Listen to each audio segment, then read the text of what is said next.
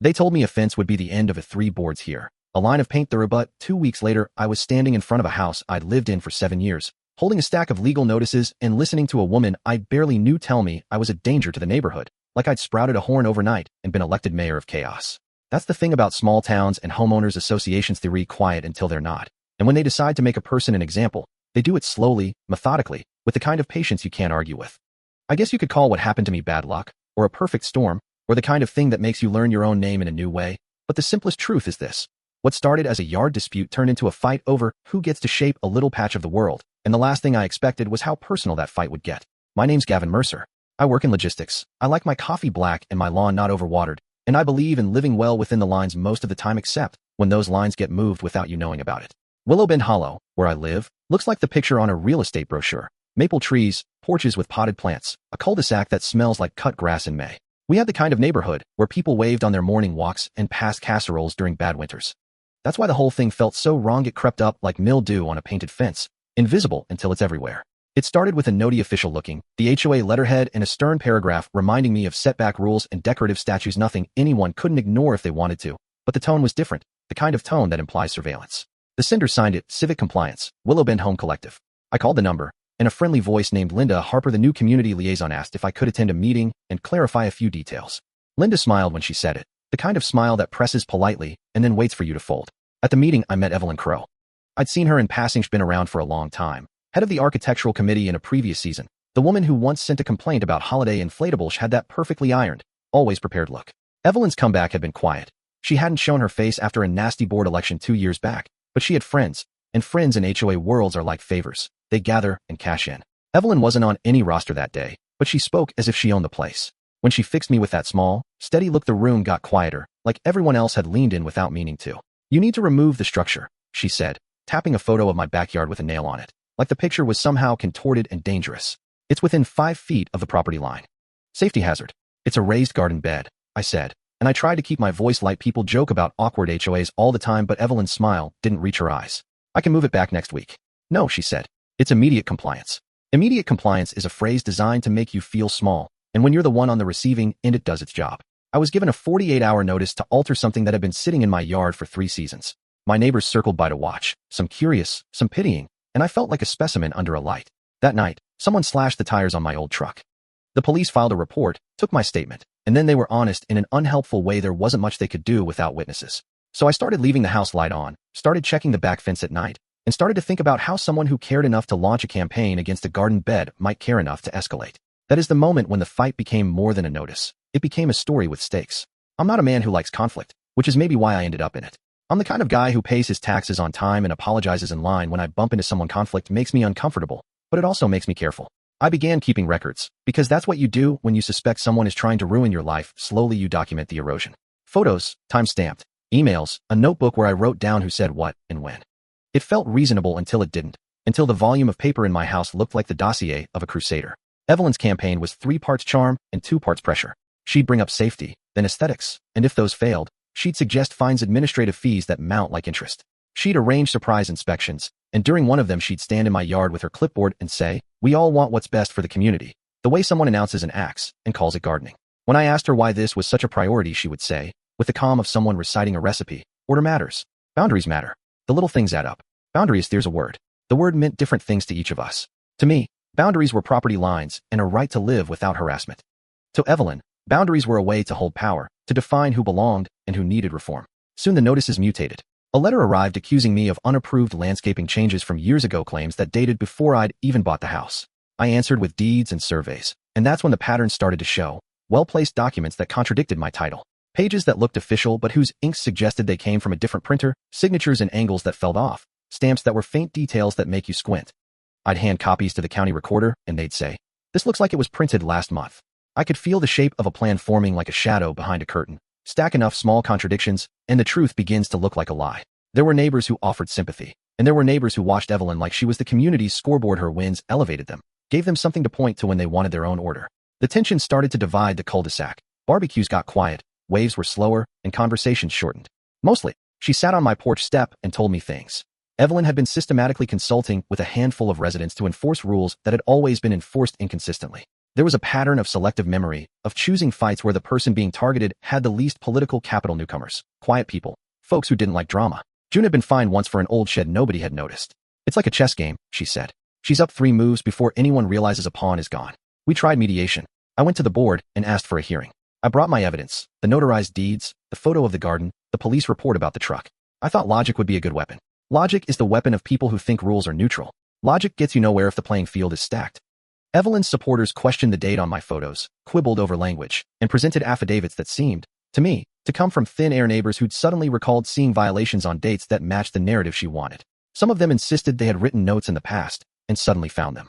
The room became an arena of subjective memory, and my objective proofs were given the same weight as a cold cup of coffee. When she upped the stakes and accused me of altering a protected easement, something the original developer had set aside for a drainage swale, I realized this was no longer just about my yard. An easement is technical, it's bureaucratic, and it smells like paperwork, but it also smells like leverage. If your neighbor can claim you violated an easement, they can levy fines and force compliance, and the fines, if you don't pay them, become a lien. A lien sits on your property like a slow rust, and if left unchecked, it's the kind of thing that can take a title from under you. That's when I started to investigate Evelyn. I'm not a detective, but I do like to follow threads. I learned about the shell of an organization called the Willowbridge Civic Society, an entity that had popped up in county records just before Evelyn's reappearance in community life. I found invoices that suggested consulting fees being funneled through third parties, donations from a local construction firm that had, coincidentally, been awarded multiple HOA-approved projects around town. Patterns formed, and the more I pulled at them, the more tangled they became. The turning point came in a night that still lives in my head like a film freeze. I'd installed a security camera at the back of the property because paranoia is cheaper than a lawyer, an oddly pragmatic thought. In the footage, shot at 2:13 a.m., 2 figures in dark clothes moved through my yard. One stood by the back gate, while the other pried at the base of my raised bed, then shoved something against a fence post. The camera angle was poor, but enough to show hands, a jacket, and maybe an outline of a face. In the meanwhile, Evelyn leaked a rumor. Someone had spread a rumor that I had threatened a board member. I got a formal warning about behavior. My name was suddenly associated with aggression, the kind that justifies further enforcement in the public mind. It's a tactic that's as old as politics. Make your opponent look dangerous, and then the measures you take to restrain them look reasonable. A week later, I found my mailbox had been kicked open. Letters strewn, fines slipped inside. A photo of my yard with red circles over parts of it like a child's map marking treasure. The cruelty here was in the details. She wanted my reaction to be performative, and it was. The local coffee shop barista started asking if I wanted my usual, and then lowered his voice to say he hadn't seen me next to a board member at the picnic. It hurt, the small betrayals, the way a community can rearrange itself quickly when someone pulls the strings. I didn't want to be a martyr. I wanted the garden bed back and the tires replaced, and for everyone to go back to normal. But there was a deeper thing somewhere under the notices and the fines about dignity. My sense of home, of having a stake in a community where my vote and voice mattered, started to feel fragile. I invited June, Theo, a few neighbors who'd sympathized, and I sent the invite to anyone in the HOA email list, phrased politely. Open forum. Clarity on neighborhood governance. The day of the forum, the room smelled like cheap coffee and the kind of anticipation that precedes small-town revelations. I started slow, because people get defensive when rushed, and I wanted them listening. She stood in the doorway in a suit that said authority and said, "This is irrelevant," with the kind of calm that rolls a steamroller. Her supporters hummed agreement. She said, "Harold, that's not true."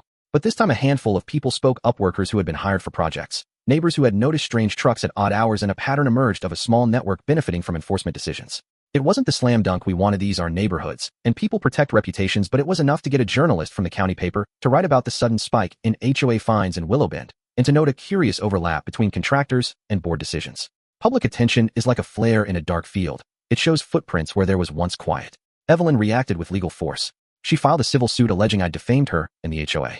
Defamation is a weapon. Anyone can plead insult and then compel discovery, which means unfettered access to your bank statements and emails. The message was clear. Pursue her, and watch your life be pried open. I felt the old fear like static on a radio. I could have folded. Plenty of people would have. But when you're pushed toward a cliff, sometimes you discover you have a stubbornness that surprises you. We hired a lawyer, Samira Patel, who smelled like citrus and had a laugh that suggested she liked trouble in theory and dismantled it in practice. She taught me how discovery works, how to request documents, how to press for the origin of those affidavits.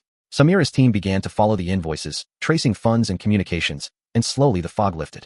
We found that a small company, Brookside Municipal Consulting, had been sending invoices to the HOA for compliance audits. Brookside's paperwork had a forwarding address that led to an office suite that, on paper, belonged to a trust with a name that read like a poem too well crafted to be random. In the middle of discovery, there was a night of real fear. I was back in my yard, fixing a board on the fence, when a truck pulled up and 3 figures stepped out. One of them, Evelyn's nephew, I later learned had a gun. He waved it without pointing it at first, like a man signaling a boat. The air went thick. They told me to stay away, to stop making trouble, that people like me started things that cost money and trouble. They blamed me for the publicity. They set off a chain of insults that felt precise and rehearsed. Evelyn's nephew made a gesture as if to underline, and then something inside me snapped not into violence, but into an absolute refusal to be cowed. I remember looking at the barrel and feeling a kind of pity for the waste of a life pointed at my fence to make an argument. I said, "You don't scare me." Maybe I shouldn't have said it, maybe it escalated, but fear makes your voice do strange things. Their truck left. The police came the next morning. We filed additional reports. The incident made it into the discovery, evidence that suggested intimidation. It also made a lot of people uncomfortable seeing the extent to which this had gone. For some, a gun is an extreme that removes any moral gray. For others, this was still a family matter dressed in bad suits. The point is, lines had been crossed, and crossing lines tends to produce consequences. Discovery turned into a slow unveiling. Emails between Brookside and a board member revealed strategic planning. A memo suggested the idea of selective enforcement to create conformity, and an invoice hinted at payments to individuals who provided late affidavits.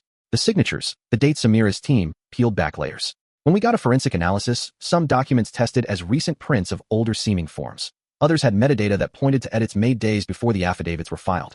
The more we dug, the more the narrative Evelyn had built started to look like a house of cards. Court was a theater. The HOA woman who had the look of someone who had seen small-town vendettas before and was bored of drama listened to pages and pages of testimony, while people sat in rows like a congregation. Evelyn's opening statement was composed and cold. She accused me of libel and disruption and painted me as a man who weaponized the county's compassion. I sat there with the weight of that accusation in my hands, like a heavy coin you can't spend. Then we played our video, the security footage, and Theo walked the judge through enhancements and timestamps. Samira called an accountant who traced payments. She called a Brookside employee who, under subpoena, admitted to following directives about creating standardized violations for revenue. There was a gasp when internal memos surfaced that suggested intentional targeting.